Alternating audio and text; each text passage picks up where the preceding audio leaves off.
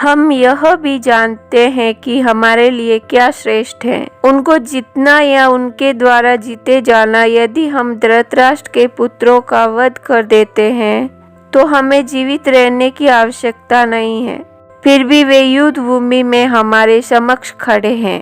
तात्पर्य: अर्जुन की समझ में यह नहीं आ रहा था कि क्या करे, युद्ध करे या अनावश्यक रक्तपान का कारण बने। यद्यपि क्षत्रिय होने के नाते युद्ध करना उसका धर्म है, या फिर वह युद्ध से विमुख होकर भीख मांगकर जीवन यापन करे। यदि वह शत्रु को जीतता नहीं तो जीविका का एकमात्र साधन भिक्षा ही रह जाता है। फिर जीत भी तो निश्चित नहीं है, क्योंकि कोई भी पक्ष विजयी हो सकता है। यदि उसकी विजय हो भी जाए तो भी यदि धृतराष्ट्र के पुत्र मरते हैं तो उनके बिना रह पाना अत्यंत कठिन हो जाएगा। उस दशा में यह उसकी दूसरे प्रकार की हार होगी। अर्जुन द्वारा व्यक्त इस प्रकार के ये विचार सिद्ध करते हैं कि वह न केवल भगवान का महान भक्त था, अपितु वह अत्यधिक प्रभुत और अपने मन तथा इंद्रियों पर पूर्ण नियंत्रण रखने वाला था। राज परिवार में जन्म लेकर भी भिक्षा द्वारा जीवित रहने की इच्छा उसकी वीरता का दूसरा लक्षण है। ये सारे गुण तथा अपने आध्यात्मिक गुरु श्री कृष्ण के उपदेशों में उसकी श्रद्धा, ये सब मिलकर सूचित करते हैं कि वह सचमुच पूर्ण आत्मा है। इस तरह यह निष्कर्ष निकलता है कि अर्जुन मुक्ति के स्वार्थ योग्य था। जब तक इंद्रियां संयमित न हो, ज्ञान के पद तक उठ पाना कठिन है, और बिना ज्ञान तथा भक्ति के मुक्ति नहीं होती। अर्जुन अपने भौतिक गुणों के अतिरिक्त इन समस्त देवी गुणों में भी दक्ष था। अब मैं अपनी कृपण दुर्बलता के कारण अपना कर्तव्य भूल गया हूँ और सारा धैर्य खो चुका हूँ। ऐसी अवस्था में मैं आपसे पूछ रहा हूँ कि जो मेरे लिए श्रेयस्कर हो उसे निश्चित रूप से बताए। अब मैं आपका शिष्य हूँ और आपका शरणागत हूँ, कृपया मुझे उपदेश दे। तात्पर्य: यह प्राकृतिक नियम है कि भौतिक कार्यकलाप की प्रणाली ही हर एक के लिए चिंता का कारण है। पग पग पर उलझन मिलती है, अतः प्रामाणिक गुरु के पास जाना आवश्यक है, जो जीवन के उद्देश्य को पूरा करने के लिए समुचित पथ निर्देशन दे सके। समग्र वैदिक ग्रंथ हमें यह उपदेश देते हैं कि जीवन की अनचाही उलझनों से मुक्त होने के लिए प्रामाणिक गुरु के पास जाना चाहिए। ये उलझनें उस दावाग्नि के समान है जो किसी के द्वारा लगाए बिना भभक उठती हैं। इसी प्रकार विश्व की स्थिति ऐसी है कि बिना चाहे जीवन की उलझनें स्वतः उत्पन्न हो जाती हैं। कोई नहीं चाहता कि आग लगे, किंतु फिर भी वह लगती है और हम अत्यधिक व्याकुल हो उठते हैं। यह वैदिक वाडम्य उपदेश देता है कि जीवन की उलझनों को समझने तथा उनका समाधान करने के लिए हमें परंपरागत गुरु के पास जाना चाहिए। जिस व्यक्ति का प्रामाणिक गुरु होता है वह सब कुछ जानता है, अतः मनुष्य को भौतिक उलझनों में न रहकर गुरु के पास जाना चाहिए। यही इस श्लोक का तात्पर्य है। आखिर भौतिक उलझनों में कौन सा व्यक्ति पड़ता है? समस्याओं को नहीं समझता।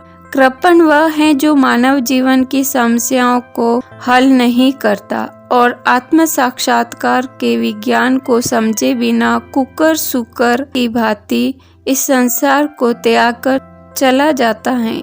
जीव के लिए यह मनुष्य जीवन अत्यंत मूल्यवान निधि है, जिसका उपयोग वह अपने जीवन की समस्याओं को हल करने में कर सकता है। अतः जो इस अवसर का लाभ नहीं उठाता वह कृपण है। ब्राह्मण इसके विपरीत होता है, जो इस शरीर का उपयोग जीवन की समस्त समस्याओं को हल करने में करता है। देहात्म बुद्धि वंश कृपण या कंजूस लोग अपना सारा समय परिवार, समाज, देश आदि के अत्यधिक प्रेम में गंवा देते हैं। मनुष्य प्राय श्रम रोग के आधार पर अपने पारिवारिक जीवन अथवा पत्नी, बच्चों तथा परिजनों में आश्रित रहता है। कृपण यह सोचता है कि वह अपने परिवार को मृत्यु से बचा सकता है अतः वह यह सोचता है कि उसका परिवार या समाज उसे मृत्यु से बचा सकता है। ऐसी पारिवारिक आस्ति निम्न पशुओं में भी पाई जाती है, क्योंकि वे भी बच्चों की देखभाल करते हैं। बुद्धिमान होने के कारण अर्जुन समझ गया था कि पारिवारिक सदस्यों के प्रति उसका अनुराग तथा मृत्यु से उनकी रक्षा करने की उसकी इच्छा ही उसकी उलझनों का कारण है। यद्यपि वह समझ रहा था कि युद्ध करने का कर्तव्य उसकी प्रतीक्षा कर रहा था, किंतु कृपण दुर्बलता के कारण वह अपना कर्तव्य नहीं निभा रहा था। अतः वह परम गुरु भगवान कृष्ण से कोई निश्चित हल निकालने का अनुरोध कर रहा था। वह कृष्ण का शिष्य तब ग्रहण करता है। वह मित्रतापूर्ण बातें बंद करना चाहता है। गुरु तथा शिष्य की बातें गंभीर होती हैं और अब अर्जुन अपने माननीय गुरु के समक्ष गंभीरता पूर्वक बातें करना चाहता है। इसीलिए कृष्ण भगवत गीता ज्ञान के आदि गुरु हैं और अर्जुन गीता समझने वाला प्रथम शिष्य है। अर्जुन भगवत गीता को किस तरह समझता है यह गीता में वर्णित है। तो भी मूर्ख संचारी विधान बताते हैं कि किसी को मनुष्य रूप कृष्ण की नहीं बल्कि अजन्मा कृष्ण की शरण ग्रहण करनी चाहिए। कृष्ण के अंत तथा ब्रह्मा में कोई अंतर नहीं है। इस ज्ञान के बिना जो भगवत गीता को समझने का प्रयास करता है वह सबसे बड़ा मूर्ख है। मुझे ऐसा कोई साधन नहीं दिखता जो मेरी इंद्रियों को सुखाने वाले इस शोक को दूर कर सके। स्वर्ग पर देवताओं के आधिपत्य की तरह इस धन धान्य संपन्न सारी पृथ्वी पर निष्कंटक राज्य प्राप्त करके भी मैं इस शोक को दूर नहीं कर सकूंगा। तात्पर्य: यद्यपि अर्जुन धर्म तथा सदाचार के नियमों पर आधारित अनेक तर्क प्रस्तुत करता है, किंतु ऐसा प्रतीत होता है कि वह अपने गुरु भगवान श्री कृष्ण की सहायता के बिना अपनी असली समस्या को हल नहीं कर पा रहा है। वह समझ गया था कि उसका तथाकथित ज्ञान उसकी इन समस्याओं को दूर करने में व्यर्थ है, जो उसके सारे अस्तित्व को सुखाए दे रही थी। उसे इन उलझनों को भगवान कृष्ण जैसे आध्यात्मिक गुरु की सहायता के बिना हल कर पाना असंभव लग रहा था। शैक्षिक ज्ञान, विद्वता, उच्च पद, ये सब जीवन की समस्याओं का हल करने में व्यर्थ हैं। यदि कोई इसमें सहायता कर सकता है तो वह है एकमात्र गुरु। अतः निष्कर्ष यह निकलता है, गुरु जो 100% कृष्ण भावना भावित होता है वही एकमात्र प्रामाणिक गुरु हैं और वही जीवन की समस्याओं को हल कर सकता है। भगवान चैतन्य ने कहा है कि जो कृष्ण भावनामृत के विज्ञान में दक्ष हो, कृष्ण तत्ववेता हो, चाहे वह जिस किसी जाति का हो, वही वास्तविक गुरु है। कोई व्यक्ति चाहे वह विप्र हो, निम्न जाति में जन्मा शूद्र हो या कि सन्यासी, यदि वह कृष्ण के विज्ञान में दक्ष है तो वह यथार्थ प्रामाणिक गुरु है। अतः कृष्ण तत्ववेता हुए बिना कोई भी प्रामाणिक गुरु नहीं हो सकता। वैदिक साहित्य में भी कहा गया है, विद्वान ब्राह्मण भले ही वह संपूर्ण वैदिक ज्ञान में प्रांगत क्यों न हो, यदि वह वैष्णव नहीं है या कृष्ण भावनामृत में दक्ष नहीं है तो गुरु बनने का पात्र नहीं है। किंतु शूद्र यदि वह वैष्णव या कृष्ण भक्त है तो गुरु बन सकता है। संसार की समस्याओं, जन्म, जरा, व्याधि तथा मृत्यु की निवृत्ति धन संचय तथा आर्थिक विकास से संभव नहीं है। विश्व के विभिन्न भागों में ऐसे राज्य हैं जो जीवन की सारी सुविधाओं से तथा संपत्ति एवं आर्थिक विकास से पूरित हैं, किंतु फिर भी उनके सांसारिक जीवन की समस्याएं ज्यों की त्यों बनी हुई है। वे विभिन्न साधनों से शांति खोजते हैं, किंतु वास्तविक सुख उन्हें तभी मिल पाता है जब वे कृष्ण भावनामृत से युक्त कृष्ण के प्रामाणिक प्रतिनिधि के माध्यम से कृष्ण अथवा कृष्ण तत्व पूरक भगवत गीता तथा श्रीमद् भागवत के परामर्श को ग्रहण करते हैं। यदि आर्थिक विकास तथा भौतिक सुख किसी के पारिवारिक, सामाजिक, राष्ट्रीय या अंतर्राष्ट्रीय अव्यवस्था से उत्पन्न हुए शोकों को दूर कर पाते, तो अर्जुन यह न कहता कि पृथ्वी का अप्रीतम राज्य तथा स्वर्गलोक में देवताओं को सर्वोच्चता भी उसके शोकों को दूर नहीं कर सकती।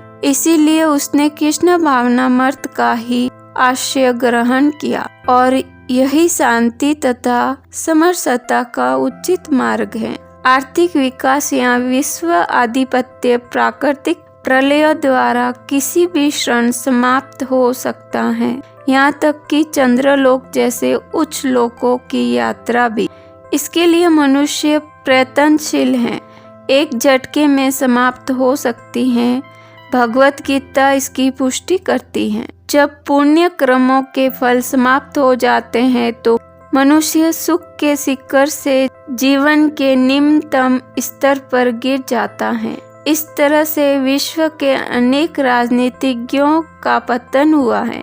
ऐसा अधःपतन शोक का कारण बनता है। अतः यदि हम सदा के लिए शोक का निवारण चाहते हैं तो हमें कृष्ण की शरण ग्रहण करनी होगी, जिस तरह अर्जुन ने की। अर्जुन ने कृष्ण से प्रार्थना की कि वे उसकी समस्या का निश्चित समाधान कर दे, और यही कृष्ण भावनामृत की विधि है। संजय ने कहा, इस प्रकार कहने के बाद शत्रुओं का दमन करने वाला अर्जुन कृष्ण से बोला, हे गोविंद, मैं युद्ध नहीं करूँगा, और चुप हो गया। तात्पर्य: धृतराष्ट्र को यह जानकर परम प्रसन्नता हुई होगी कि अर्जुन युद्ध न करके युद्ध भूमि छोड़कर भिक्षाटन करने जा रहा है, किंतु संजय ने उसे पुनः यह कहकर निराश कर दिया कि अर्जुन अपने शत्रुओं को मारने में समक्ष है। यद्यपि कुछ समय के लिए अर्जुन अपने पारिवारिक स्नेह के प्रति इत्याशोक से अभिभूत था, किंतु उसने शिष्य रूप में अपने गुरु श्री कृष्ण की शरण ग्रहण कर ली। इससे सूचित होता है कि शीघ्र ही वह इस शोक से निर्वृत्त हो जाएगा और आत्म साक्षात्कार या कृष्ण भावनामृत के पूर्ण ज्ञान से प्रकाशित होकर पुनः युद्ध करेगा। इस तरह धृतराष्ट्र का हर्ष भंग हो जाएगा। हे भरतवंशी धृतराष्ट्र, उस समय दोनों सेनाओं के मध्य शोकमगन अर्जुन से कृष्ण ने मानो हंसते हुए ये शब्द कहे। तात्पर्य: दो घनिष्ठ मित्रों अर्थात हर्षिकेश तथा गुंडाकेश के मध्य वार्ता चल रही थी। मित्र के रूप में दोनों का पद समान था, किंतु इनमें से एक सर्वेक्षा से दूसरे का शिष्य बन गया। कृष्ण हंस रहे थे क्योंकि उनका मित्र अब उनका शिष्य बन गया था। सबों के स्वामी होने के कारण वे सदैव श्रेष्ठ पद पर रहते हैं। तो भी भगवान अपने भक्त के लिए सखा, पुत्र या प्रेमी बनना स्वीकार करते हैं, किंतु जब उन्हें गुरु रूप में अंगीकार कर लिया गया तो उन्होंने तुरंत गुरु की भूमिका निभाने के लिए शिष्य से गुरु की भांति गंभीरता पूर्वक बातें की, जैसा कि अपेक्षित है। ऐसा प्रतीत होता है कि गुरु तथा शिष्य की यह वार्ता दोनों सेनाओं की उपस्थिति में हुई, जिससे सारे लोग लाभान्वित हुए। अतः भगवत गीता का संवाद किसी एक व्यक्ति, समाज या जाति के लिए नहीं, अपितु सबों के लिए है, और उसे सुनने के लिए शत्रु या मित्र समान रूप से अधिकारी हैं।